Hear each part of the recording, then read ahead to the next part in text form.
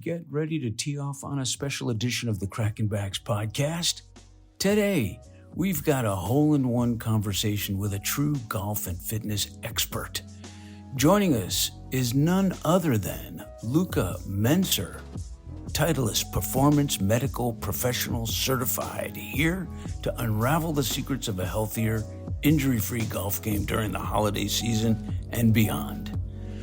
We'll dive into everything from common golf-related injuries to the perfect club fit, winter warm-ups, indoor drills, flexibility, biomechanics, and more.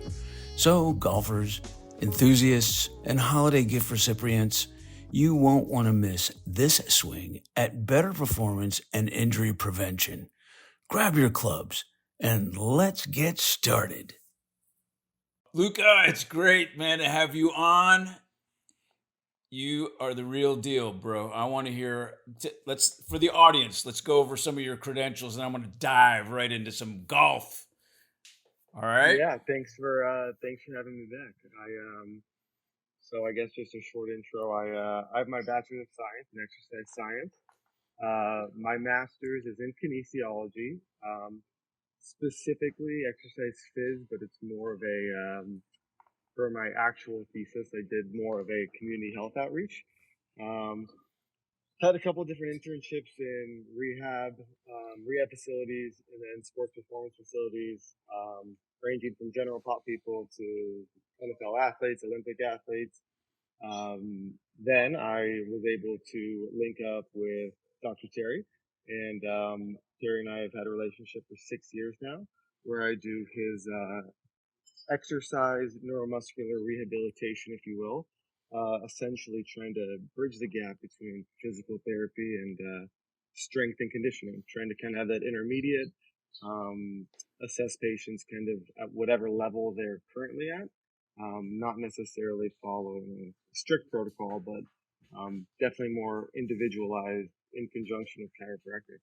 And as of recently, I have my own practice where I work with, once again, general population people, all ages, 2.5-year-olds to 90-year-olds. Specifically, though, my emphasis is on golf. I have my TPI 2 power certification, TPI 3 fitness certification, and definitely specializing in helping golfers is my passion. I was a golfer. I still am a golfer. And yeah, currently that's my new trajectory, and specifically within golf, trying to get golfers to hit the golf ball further is my number one priority.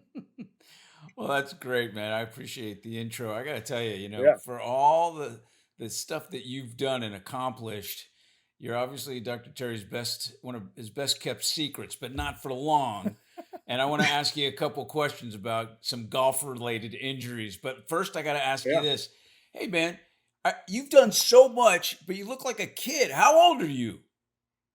I told you, it's only because I just got the haircut and I cleaned up the facial hair. Whenever I do that, it takes about 5 to 8 years off of my age. I'm 32 years old. And the thing is, he's got 3 kids, so it's surprising that he can look as young as he is with his lifestyle. Yeah, it's a big compliment, man. Actually, with all the chaos that's in my household. I think I'm younger than I am because I feel about 20 years older. Oh my gosh. Yeah. Let's talk about some golf related injuries. Obviously, the people that just walk by the screen, they probably could use some help the way they're ambulating with a forward antalgia. I just saw. It looks like they I'm in the perfect environment right? Pick these guys apart. Let's hear about some common injuries, especially since it's the holiday season, and how we can prevent them. Common injuries in golf specifically? Yeah. I would say I'll mitigate it to just maybe even the 2 big ones. Honestly, there's specifically if you're playing, other than the person, I think there's 2 categories. First of all, it's whether or not you get the injury from what you've done generalistically from playing golf, and then there's what you could get from as far as you just not being in the position or having poor posture, poor this, poor that, while you're playing.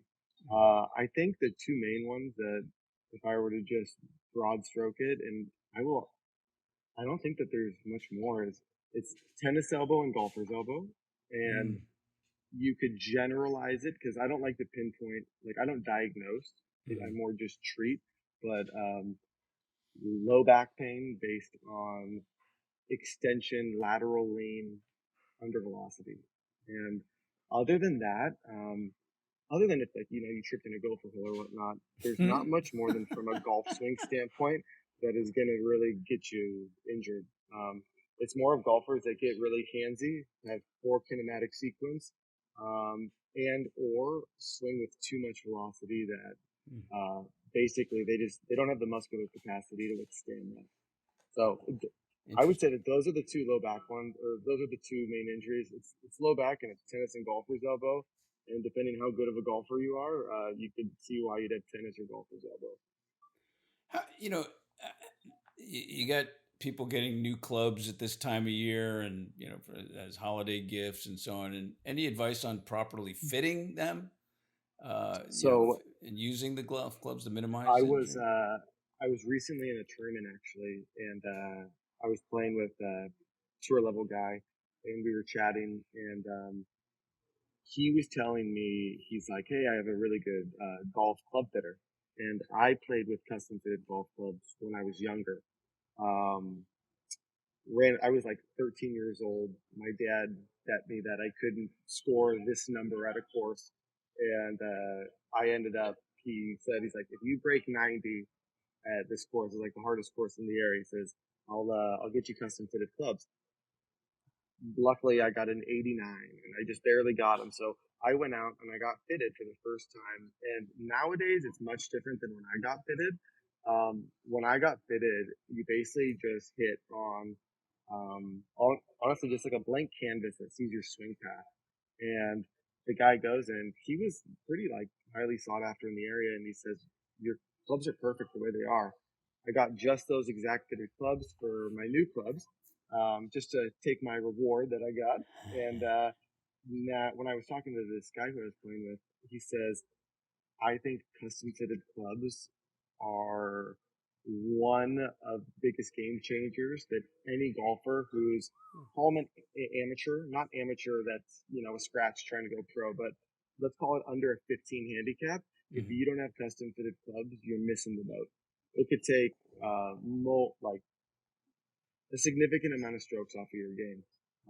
So yeah, I think club fitting is, if you're serious about golf, almost a non-negotiable.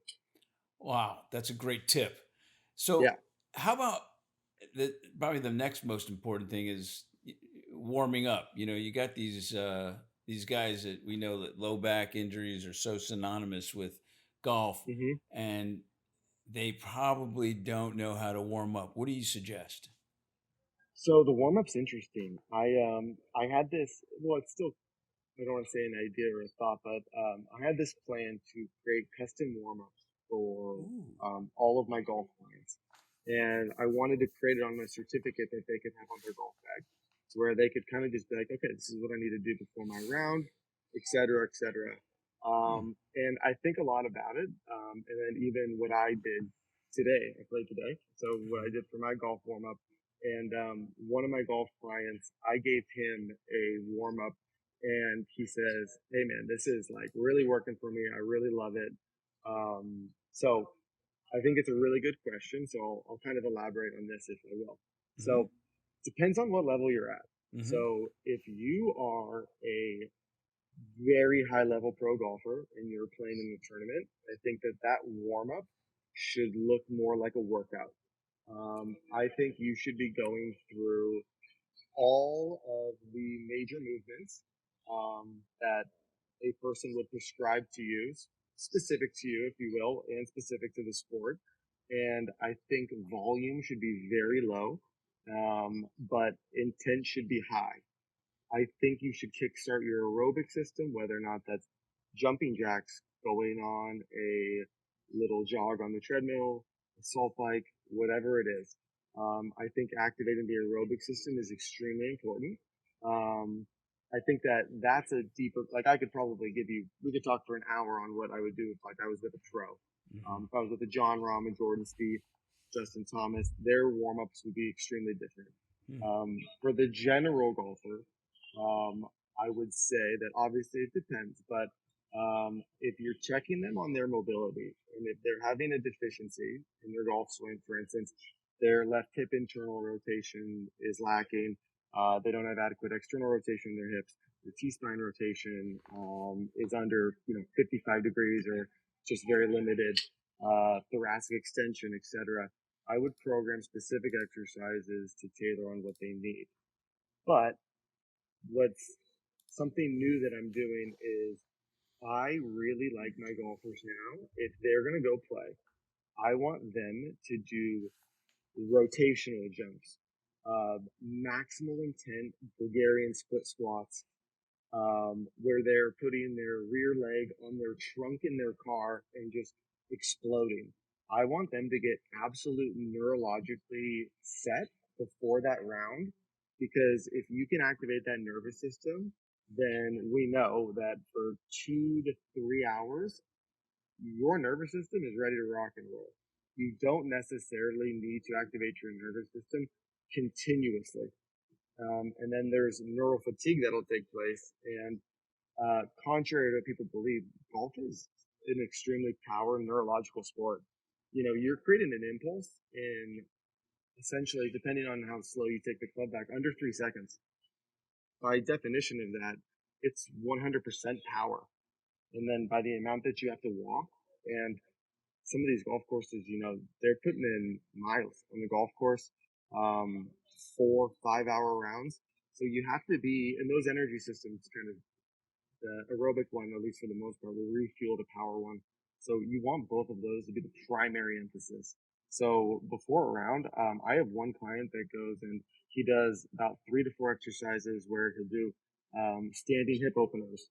He'll do thoracic rotation, pullovers, and then Bulgarian split squats with maximal intent. And then he stands in the parking lot straight up facing his car. And then he tries to laterally, it's almost like a horizontal broad jump, but he does it with a rotation. And he will do 3 to 5 of those maximally for like 2 rounds. And this is the guy who's in there, and he just, that warm up, he told me, he says, I feel so ready to go when I hit balls. And essentially, that's what you want, is to feel ready to go to hit balls, and then just practice your swing and your technique, your timing, smash factor, getting the ball hit on the center of the club. Okay, wait, go back to rotational movement.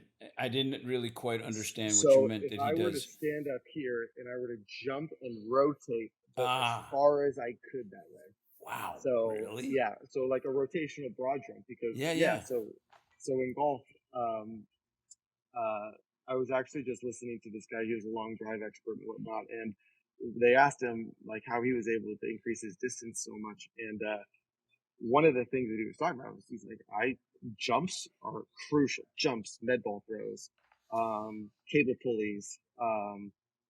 Those are, I think, the low hanging fruits in golf that when you do them, you don't get a pump. You don't feel, oh wow, I just really got a big work out of it. But what you're trying to do is you're trying to spark your nervous system. That's the trick. And that's what people don't do, is how are you able to do something fast and quick?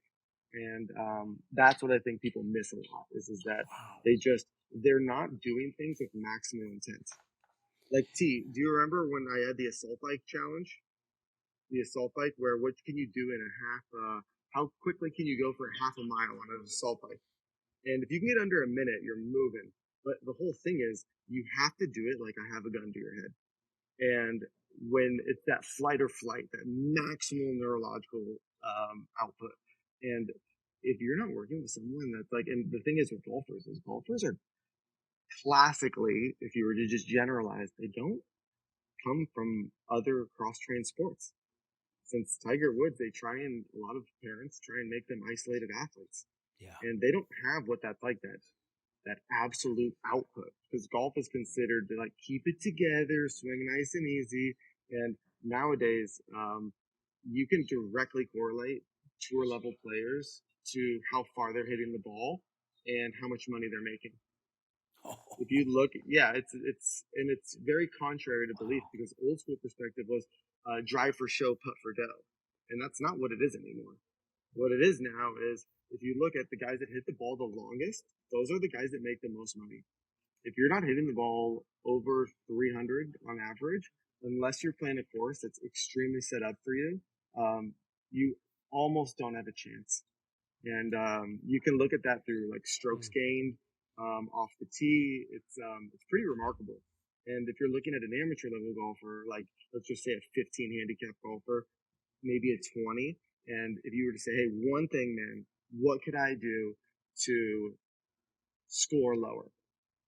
You would tell that guy to play a draw. A right-handed golfer, hit it to where it's going to start rolling to the left. Because if I'm hitting a 7-iron and you're hitting a 5-iron, you're going to bet that I'm going to hit that closer than you. And so distance is everything. And if you don't have a neurological system or that ability to make a dynamic move, you're really missing the boat. I think most golfers are missing the boat with this entity of retraining the nervous system. It's all about, flexibility and strength. And I have not, listen, pardon me, but I've never golfed a day in my life. That's one. I was going to ask, have you golfed, Spencer? I've never, ever. And I've been on some of the most beautiful courses because my buddies go golf and I'll hang out with them. But I've never swung at a golf ball. But what I think is super cool is you're embarking on a concept that for as many golfers that come into my office and I take care of, I have never heard this before. This whole, activating the nervous system and training it and remapping it. That's beautiful. Right. I think one of the things though is like chicken before the egg, right? So it's like at like TPI, the basic first level assessment. So if you go to someone that has like a TPI level 1, they're really looking at generalistic categories as far as, can you get into these positions? What are the limiting factors for you that correlate to swing deficiencies? Coming over the top, casting, early extension, you name it, chicken winging. There's a bunch of them. So if someone is working with a golf pro and the golf pro says, hey man, you really you gotta stay down, you gotta stop coming over the top. Well, what is it that movement wise we can look at and say that, hey, that's a red flag, and then you can basically say, hey man, if we work on like your hamstring mobility, you're probably going to be able to stay down throughout your golf swing a little bit better.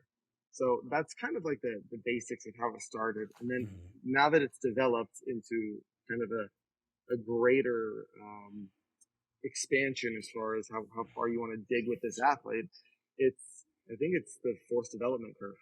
So it's like, if you're looking at someone and like, so neurologically, there's not a lot of novice athletes that are really good at being able to be neurologically efficient. And think of like your sprinters, your NFL athletes. They are almost God gifted at it. They're able to turn the MMA fighters, boxers. They're able to turn on a gear that's higher than the average person. And in golf, I think that because golf, you're not moving, you're static. Essentially, for when you go to line up your shot, you're not looked at as doing something that is in the same category as those sports. So, and then you look at the force velocity curve. So in golf, there's been golfers, like the average golfer back in the day was like 5'8", 5'9". So it's like, you're not looked at as like a big, powerful person or being able to generate a lot of force. It's more about consistency and really just not fucking up shots. And nowadays, these courses are playing just so long, and it's just such an advantage to be hitting a 9-iron into a green compared to hitting a 7-iron into the green.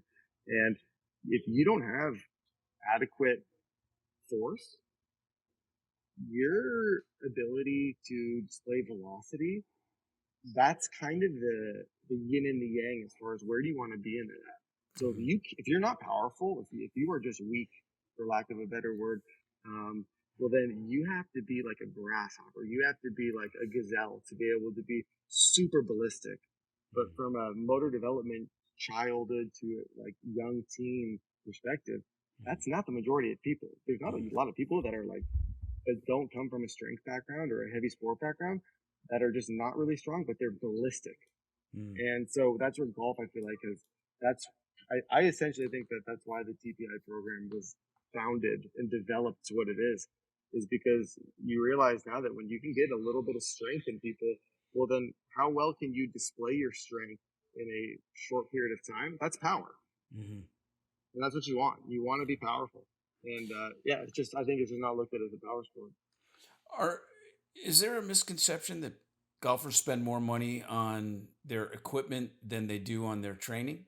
Is that possible? That's an interesting question. Like more on their golf clubs and their rounds and stuff?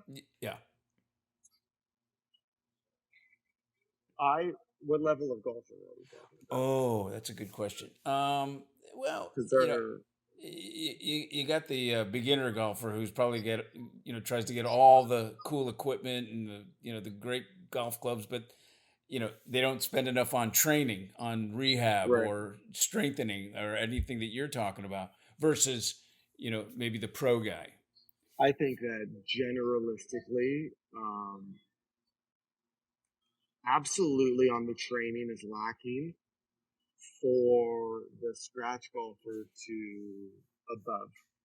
The pro golfers now, for instance, if you look at, I believe it's 47 of 50, don't quote me on that, of Golf Digest top trainers or TPI certified trainers, 27, if I'm not mistaken, of the last 30 major winners are working with TPI certified golfers.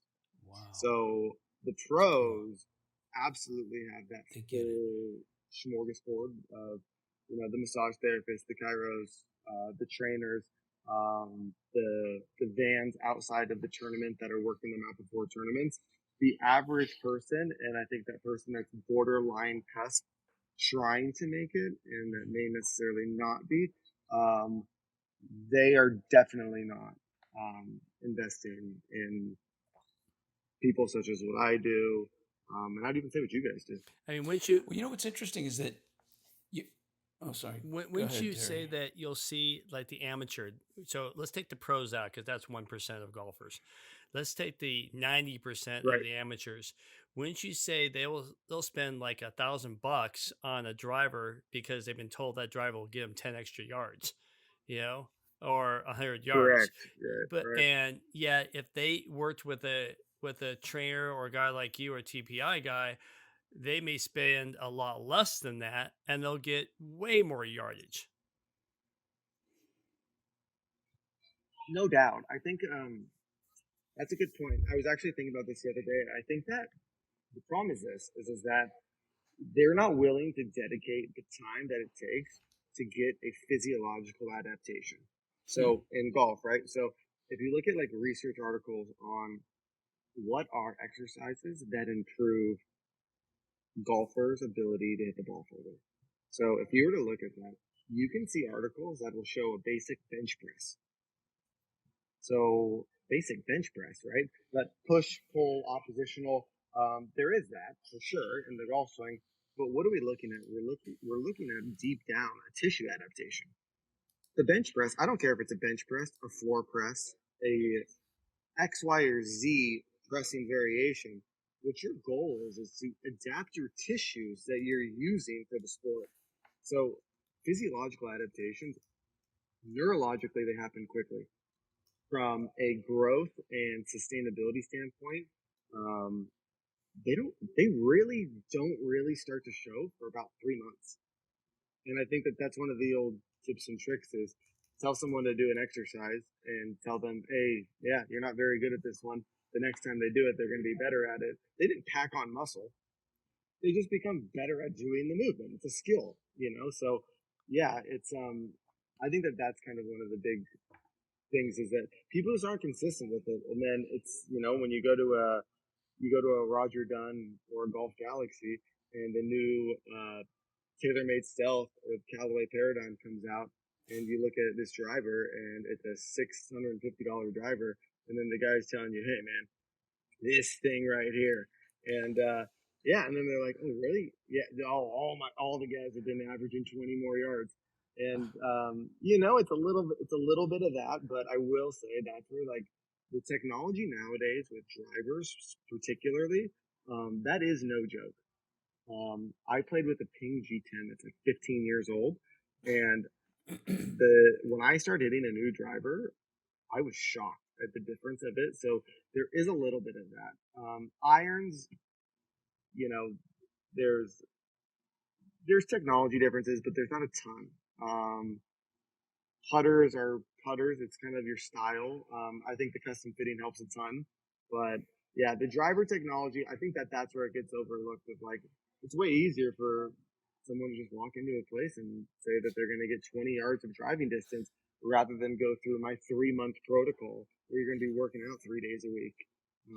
So yeah, I think that's kind of a big deal. I think in all sports, everybody's looking for that shortcut, right? And so Right. and I think in golf, we see, especially if you buy one thing golf related, you'll get inundated on your social media with all these gimmicks, how they hit better and how they hit that.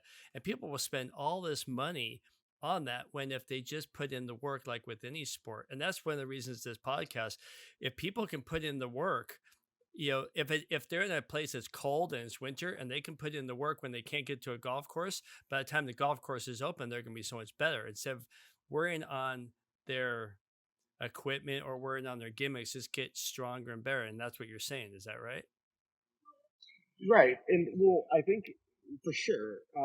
And also it's funny because so with like, if you're thinking about it from just a standpoint of strength, yes, getting stronger is going to help you. I think that's going to help prevent injuries. I think that it's going to help you be able to play more golf, play more rounds, and play them better and hit the ball further for sure. I think the power component is kind of the next level up on that component. But it's interesting with how I was I was in Texas and I was at a golf seminar and are you guys familiar with the speed sticks? Yeah. For the stack program? Have you heard of those? I haven't heard the So Sasha McKenzie. So I'm actually doing the stack program now. Sasha McKenzie, he's like the leading biomechanist in golf. Brilliant guy. He created this system, and essentially there's weight differentials associated with what you're swinging. So you'd have a stick. It's got a shaft. It doesn't have a blade like a full on golf club, but it's got like a little nodule, and then you basically just adjust it, and you add incremental amounts of weight. And it's basically based on a principle of if someone were to think of let's just say a baseball player, and they were to say, hey, if you were to throw a baseball, let's work that out and let's have you throw pitches. And they say, okay. But they're like, hey, well, if we want you to throw harder, let's give you a heavier ball to throw. Okay. Well, then if that weight becomes too heavy, mechanics go down, likelihood of injuries in the rotator cuff go up. There's a point to where you basically just fell off the cliff. So these speed sticks, are basically a small amount. It's basically under, I believe, I know it's 10%. I want to say it's around 5%. They don't make it more than 5% heavier. And I know that ex-Nolan Ryan's pitcher, Tom Brady, Drew Brees, they've worked with guys that have done this with footballs, where they're not very heavy, but they're just like slightly increased heavy. And when you do maximal throws, maximal swings, they found that that's that sweet spot to where you can get that adaptation to swing faster.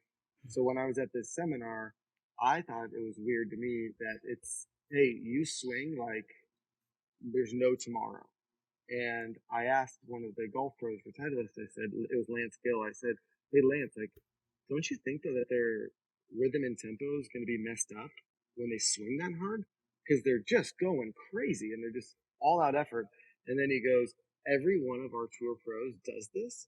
And he says, we've actually found that they have better rhythm and tempo from swinging so much harder. And I said, interesting. And then I thought about it more. And what it comes from is, let's just say my club head speed's 105 miles an hour, that I can swing my driver comfortably to where it's not 100%, but let's say it's 90%. If I can bring that 105 miles an hour up to 115 miles an hour, and that 115 might just be ridiculous. I might just be swinging out of my shoes. Well, my outlook and the way my body's going to perceive 105 miles an hour is going to be swinging easy. And that's probably going to be a better chance that I'm going to hit the ball on the center of the club face. And that's the theory on it is that can we take ourselves to this very high level and then can we bring ourselves down to where you're still a little bit better than where you were, but you're hitting it center club face and you're doing it with very little stress and output. And I think that that's kind of one of the things to where if like Spencer, you worked with you were at the Dolphins, correct? Mm-hmm. Yeah. So in the NFL, how they do the 225 bench press. Yeah. If I were to tell you, I would say, hey Spencer, what do you think the best way to get as many reps at 225 would be possible? What would be your kind of like initial thought? What do you think would be like? What would Train you a do? little heavier. Yeah. Yeah, well, if I told you, hey, Spencer, if you could do 500 pounds, 225 is going to feel pretty light. You know what I mean? So, like, that's kind of the concept is can you bring that level up to where you're going at 150?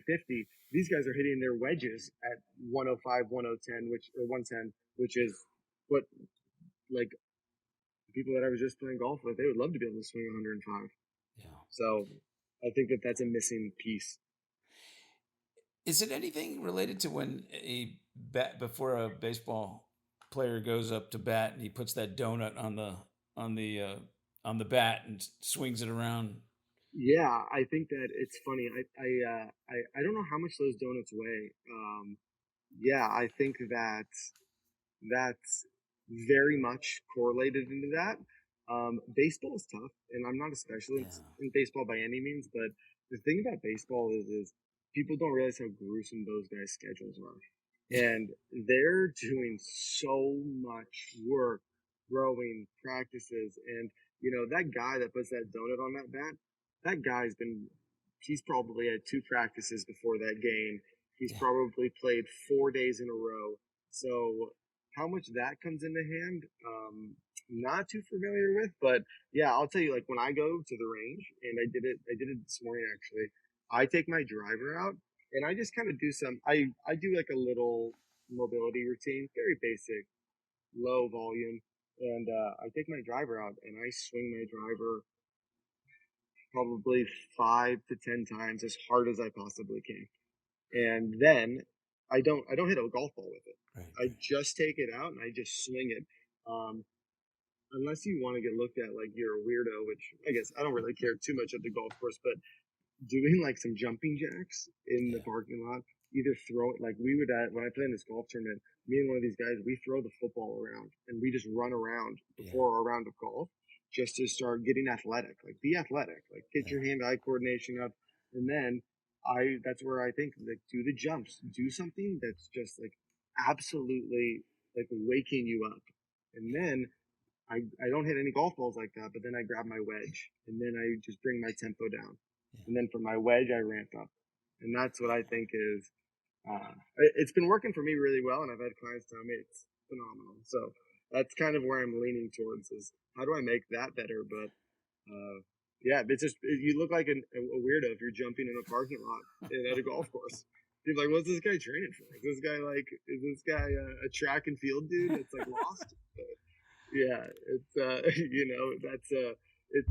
it's a weird needs analysis of golf, and I think it's an overlooked thing that helps.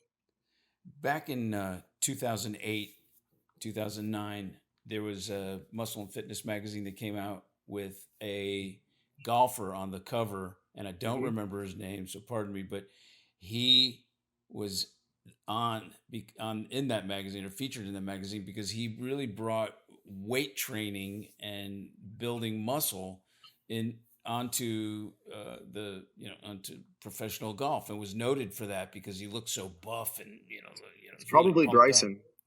Wait, say it again. It's probably Bryson DeChambeau.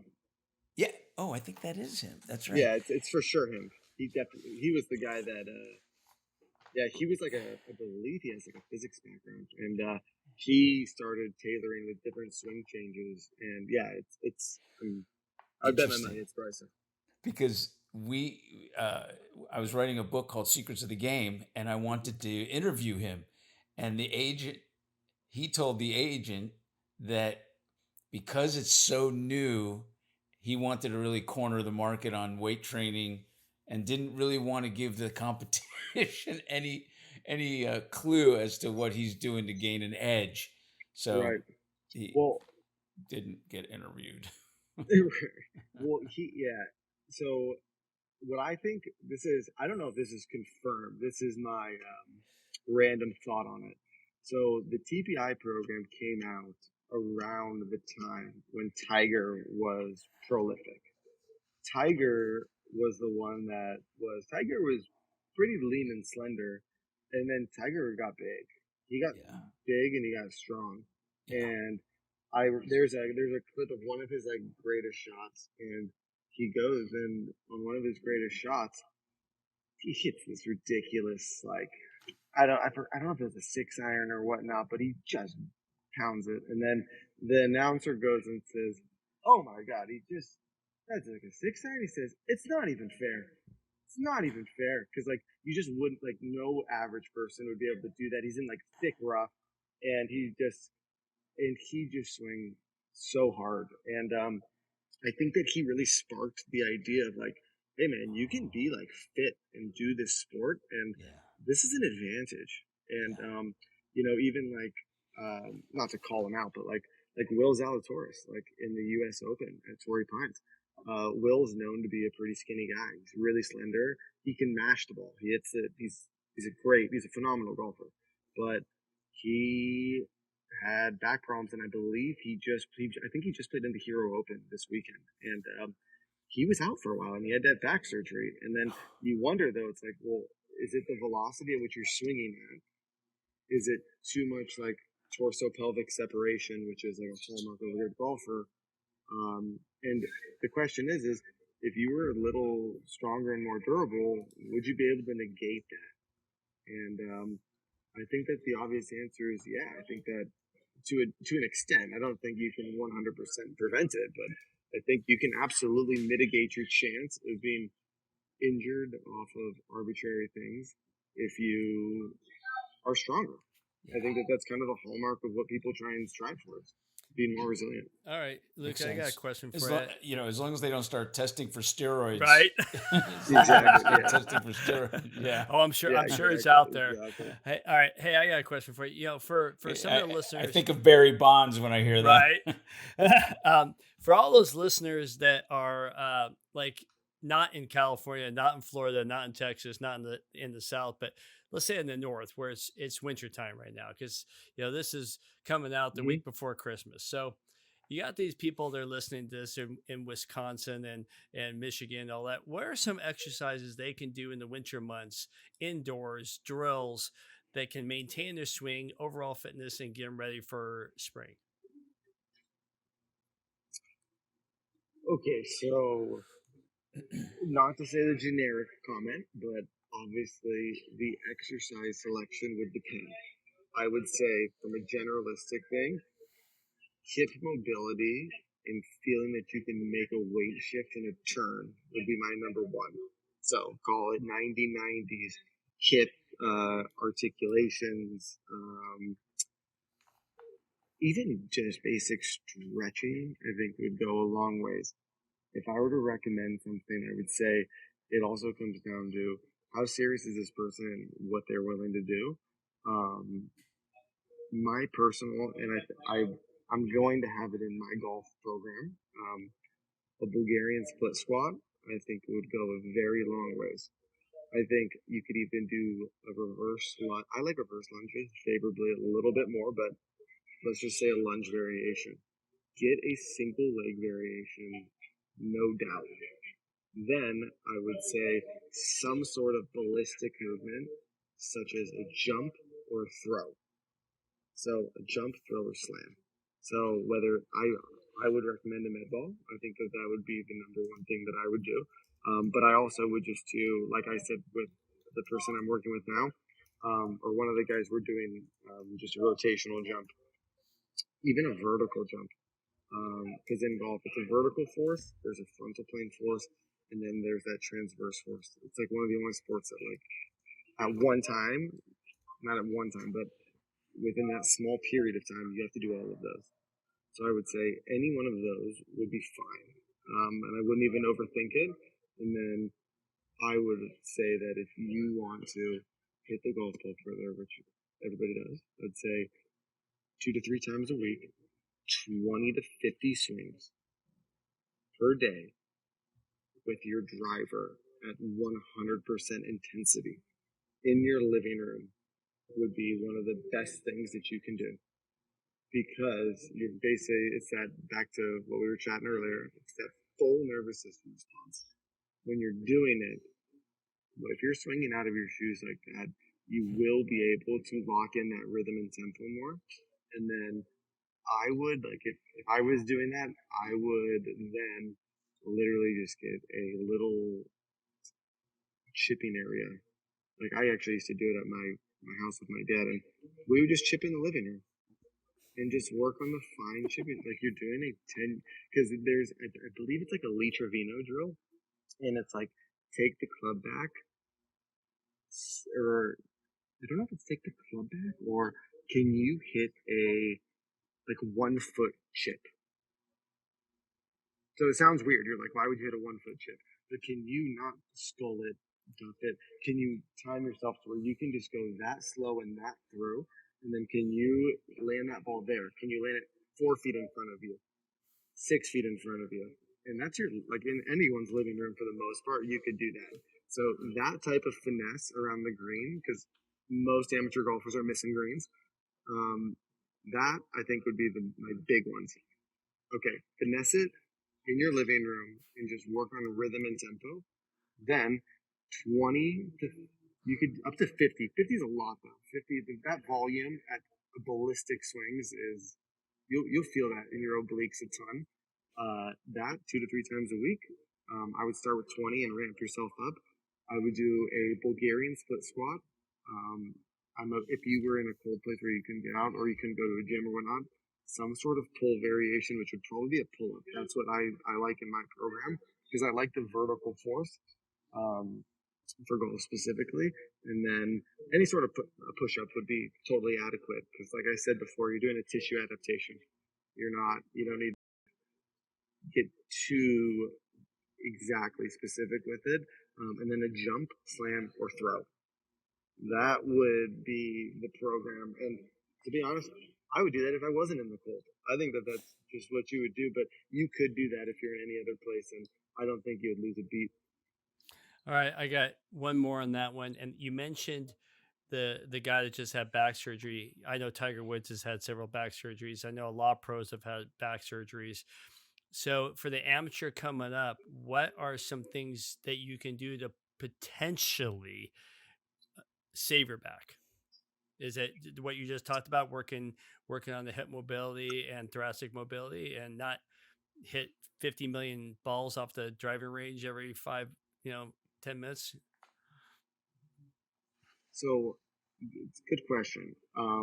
One thing that I would do is I would get hooked up with a golf pro that can do a biomechanical analysis as far as what segments in your body are firing at what parts. And I would, if it's either like a biomechanist who does that, I would interject that with who their golf pro is, because I believe, I might be wrong on this one, it might be Patrick Reed, but he had back problems, and he went to the TPI Home Center, and he worked, and he got looked at. He's wearing a K vest, and it basically shows the sequence of the golf swing. So it shows that when you take the club back, the first thing that's going to move is going to be your hips. Then it's going to be your thoracic. Then it's going to be your arms, to then the club head. So it's a 1, 2, 3, 4 position. If you're, like, you've obviously seen poor golfers that just throw their hands down and their hips just stay back. It's like the chopping wood analogy. So in golf, one of the big things is it's called the X factor. And it's the thing that people who are very good golfers do very well. And it's torso-pelvic separation. So if I take the club head back and I rotate my T-spine, so this is thoracic here. right now at the top of my swing, my hips need to go. I do not want my torso to come before my hips. So there's a separation. But what that is that's rotation on the vertebrae. So you're doing that rotation on the vertebrae and you're swinging at high miles per hour. So you're creating a shearing force on the vertebrae. So I believe I'm probably wrong on this, but I believe it's like I don't want to say it's definitely not 50. I don't know if it's like 35 degrees. There's a point that your spine can rotate under a velocity that's adequate and fine for your long-term health. If you go over that amount of shearing force on your spine will cause massive problems long-term. And if you look at like the old Tiger footage, Tiger is so explosive and he can swing. He can rotate his hips so fast and his T-spine, he gets so much extension and rotation. And if you looked at it now, like if I was like, hey, Terry, let me see you do that swing. Can you mimic that? You'd be like, dude, I want to be able to walk tomorrow because like there's no way that I would be able to do that. So I think from preventing that is working with a swing coach to find out what's the best swing for you. And yes, I would say that throwing the hips for sure, but timing that with that thoracic rotation and figuring out what that time interval is of when your hips go and then your T-spine goes, and doing that properly to where you're in the safe zone, by far number one. Because at the end of the day, you can be as strong as you want, but if you're entering that zone, you guys are the spine guys. Your spine's going to be screaming at you, and then if you keep banging the hammer on something, you're like, well, hey, what else should I do? But it's like, stop banging the hammer on it, and then it'll be better. So I think that would for sure be number one. And then getting strong, obviously, would be number two. And then, honestly, just doing basic weight training, just becoming stronger, I think could benefit a lot of amateur golfers and weekend warrior golfers for sure. Luka, we're going to wrap up, but I got another question, though, that people are eating and indulging themselves and all that. We talked a lot about biomechanics and strength and neurological function. And I'm telling you, this is an area that I just love to hear, and it's so new for me to hear about.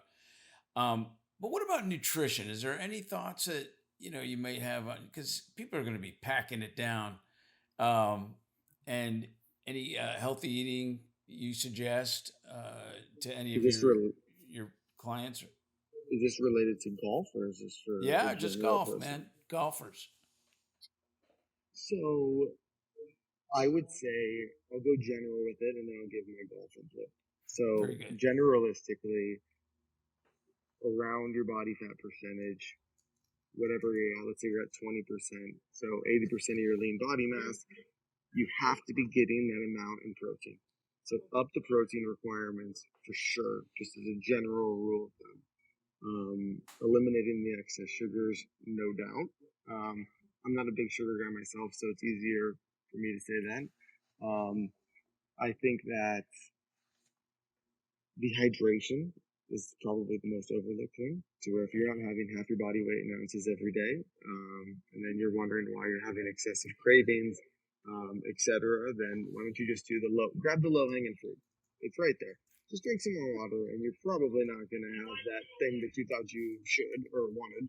I think that's just first and foremost, all my clients, when I give them the pep talk, which probably 1 out of every 20 do, it's get your protein requirements up and then get your water up, and then it's going to make you be your satiety is going to be through the roof. You're going to not be as ravenous for sugar and whatnot, and then with golfers, if we're specifically going into that, it's prepping your food. Like, I'm a big person about how do you move? What is your daily movement requirement? And then how do you eat revolving around that?